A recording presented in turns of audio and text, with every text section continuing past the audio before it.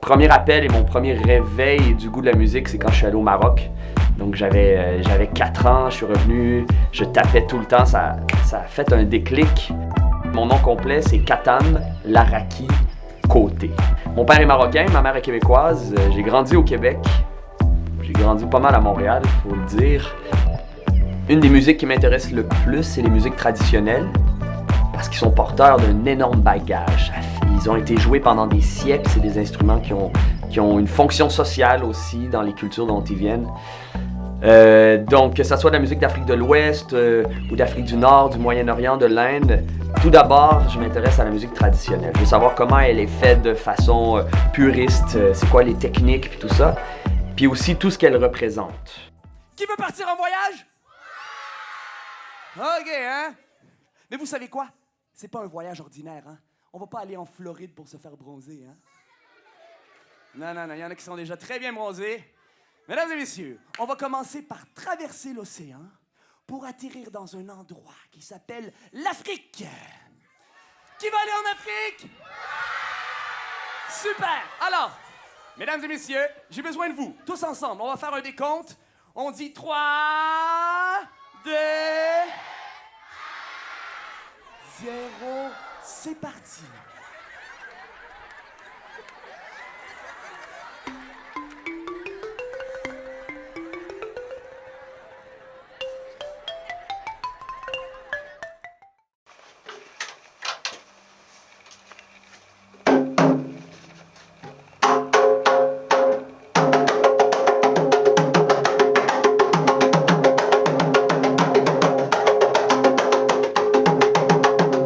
Ça me prend un espace où je peux bouger.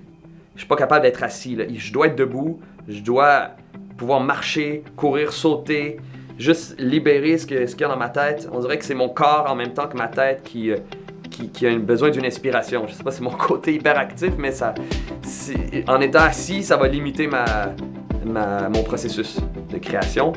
Donc souvent, je vais dans le parc pour faire ça. Remarquez que souvent, les bonnes idées, ils arrivent comme ça. C'est comme un flash. Et après ça, tout le défi, c'est de la mettre en pratique. Parce qu'après ça, on peut avoir...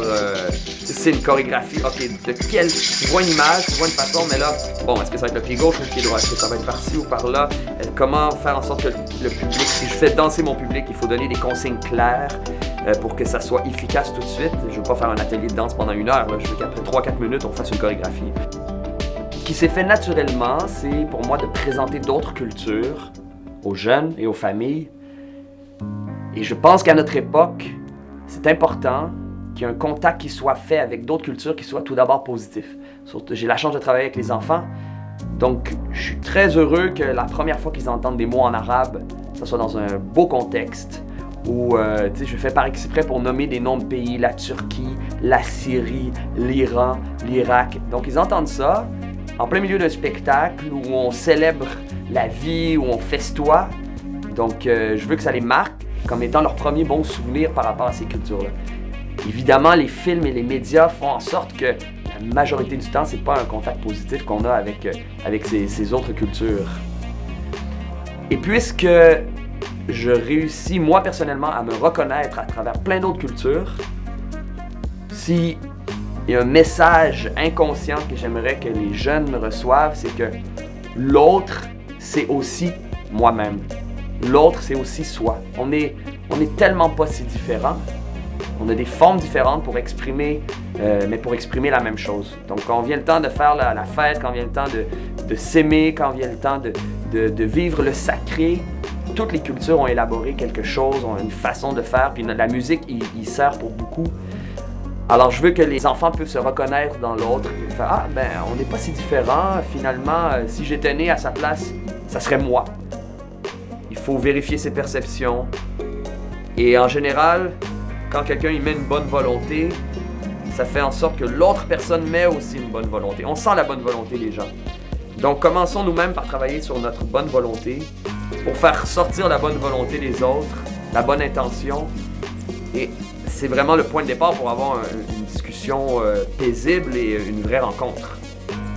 Donc, connaissons-nous personnellement, connaissons l'autre et voilà.